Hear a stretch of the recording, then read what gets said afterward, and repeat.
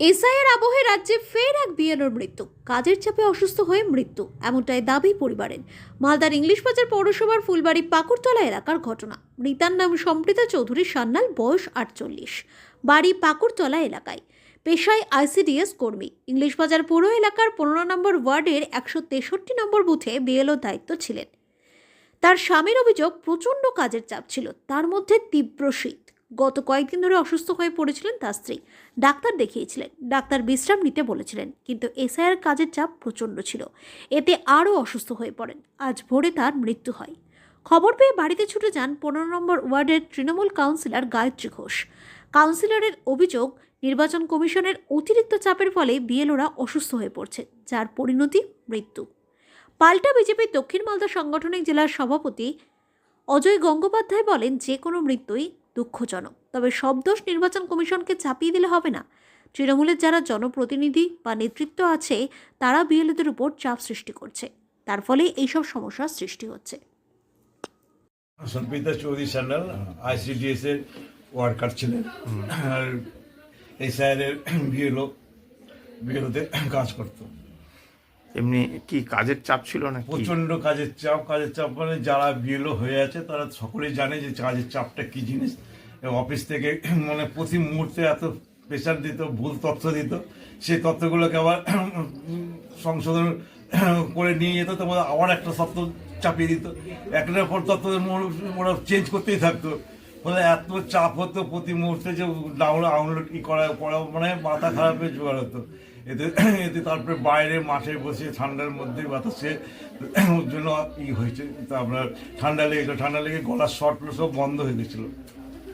তারপরে কথাই বলতে পারতো না। তারপরে ডাক্তারের কাছে নার্সিংহোমে নিয়ে গেছিলাম, নার্সিংহোমে ভর্তি করতে গেছিলাম। নার্সিংহোমে বলছে সামান্য ইনফেকশন আছে, আপনার ভর্তি করার দরকার নেই, আপনি ওই ওষুধগুলো খান। ওষুধ খেয়ে অনেকটা রিলিফ হয়েছিল।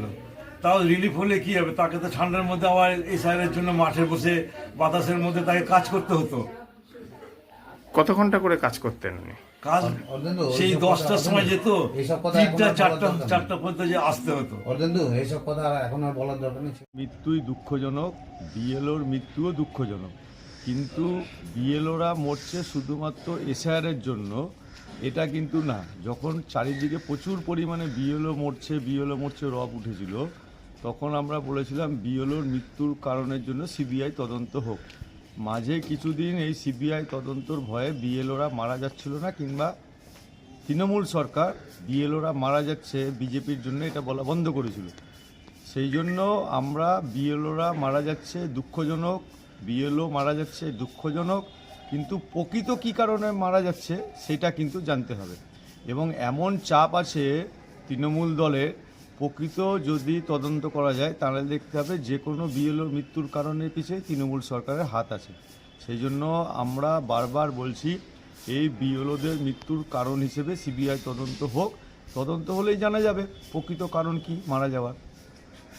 কাজের চাপ তো থাকবেই, কিন্তু সেই চাপটার পিছনে অন্য একটি অশরীরী চাপ আছে, যে যারা মৃত তাদের নাম কাটার দরকার নাই, যাদেরকে এখানে পাচ্ছেন না তাদেরকেও কাটার নাই, যারা বাদবাকি অবস্থাতে আপনারা খুঁজে পাচ্ছেন না তাদেরও নাম কাটা নাই। আমরা তৃণমূলের নেতা বলছি, আপনারা যেন এই নামগুলো না কাটেন। এই যে একটা চাপ আছে কাজের, এই চাপের জন্যই কিন্তু বেশিরভাগ হার্ট অ্যাটাক হচ্ছে এবং সেরিব্রাল অ্যাটাক হয়ে মারা যাচ্ছে। এই চাপটা কিন্তু আমরা তদন্ত চেয়েছিলাম, সেই চাপটার তদন্ত অনুযায়ী যদি তদন্ত করতো এখানকার মুখ্যমন্ত্রী, তাহলে বেরিয়ে যেত বিএলওরা কী চাপে মারা যাচ্ছেন। কি কারণ কি পাচ্ছেন? দেখুন, ওনার সঙ্গে আমার কালকেও কথা হয়েছে। উনি এসআইআরের কাজের জন্য কালকে দুপুরে উনি লোকের পরিষেবা দিয়ে এসছেন। তো কালকে উনি আমার কাছে একটা দুঃখ করছিলেন যে এই এক এক দিন এক একটা যে নির্বাচন কমিশন একটা করে নিয়ম জারি করছে, যার জন্য প্রচণ্ড প্রেশারে ছিলেন।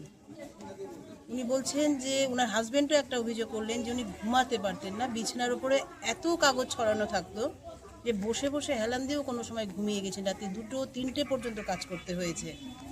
তো এইভাবে কাজ করতে করতে একটা অনিয়মের মধ্যে চলে গেছিলেন, ঠিকমতো খাওয়া ঘুম কোনোটাই হতো না। এবং তারপরে হঠাৎ 30 তারিখে উনি একবার অসুস্থ হয়ে যান, তখনও আমি জানি খবরটা। তারপরে উনি নার্সিংহোমে গিয়ে ডাক্তার দেখিয়ে এসছেন। তো ডাক্তারবাবু বলেছিলেন যে ঠান্ডা লেগে গেছে এইভাবে কাজ করতে করতে, আর অনেক রাতে ঘুমোচ্ছেন, একটা অনিয়মের জন্য একটু ঠান্ডা লেগে একটা ইনফেকশন হয়েছে বুকে। তো বাড়ির লোকজন বলেছিল যে ভর্তি হওয়ার প্রয়োজন আছে কি, বলো না সামান্য ইনফেকশন আছে, এটা মেডিসিনেই ঠিক হয়ে যাবে। তো সেইভাবেই ডাক্তার দেখিয়ে উনি চলেও এসেছিলেন। আসার পরে হঠাৎ আবার কালকে রাত্রি 2টোর দিকে, 2টো না 12টার দিকে হঠাৎ আবার অসুস্থ হয়ে পড়েন। বলছে আমার একটা শ্বাসকষ্ট মতো হচ্ছে। তার সঙ্গে সঙ্গে নেবুলাইজার দেওয়া হয়। তারপরেই যখন ওনাকে নার্সিংহোমে ভর্তি করানোর জন্য নিয়ে যাওয়া হয়, সেই অবস্থাতেই সম্ভবত উনি হয়তো চলে গেছিলেন। তারপরেই তো এই অবস্থায় এখন উনি থাকলেন। আজকেই মানে আবার আমাদের হিয়ারিংও আছে। প্রচণ্ড কাজের চাপ ছিল, মানে ওনার বাড়ির লোকজনও বলছেন যে রাত্রে উনি ঘুমোতে পর্যন্ত পারতেন না। এবং আমরাও এটা দেখেছি যে বহু লোক যখন কোনো কিছু বুঝতে অসুবিধে হচ্ছে, ওনার বাড়িতে এসেও ভিড় করতেন। তো এইভাবে যে নির্বাচন কমিশন একটার পর একটা এত প্রেশার দিচ্ছে, তাতে বিএলও এ বা টুদের যে কতটা সমস্যা হচ্ছে সেটা ওনারা বুঝতে পারছেন না। যদিও ওনারা এত মৃত্যুর পরেও বুঝতে না পারেন, আর কবে বুঝতে পারবেন, আর কতজনের মৃত্যু হলে বুঝতে পারবেন, সেটা আমরাও বুঝতে পারছি না। ওনার কি নাম এবং কত নম্বর বুথে বিয়ে হয়েছে? উনি 163 নম্বর বুথের ছিলেন, 15 নম্বর ওয়ার্ডের। ওনার সেন্টার নাম্বার 315, মালদা ইংলিশ বাজার 15 নম্বর ওয়ার্ডে ছিলেন উনি। ওনার বাড়ি কোথায়? ওনার বাড়ি 13 নম্বর ওয়ার্ডে, ফুলবাড়ি পাকুড়তলায়। ওনার নাম হচ্ছে সম্পিতা চৌধুরী সারনাল। এত অল্প বয়সে উনি চলে গেলেন, মাত্র 48-49 বছর বয়স ওনার।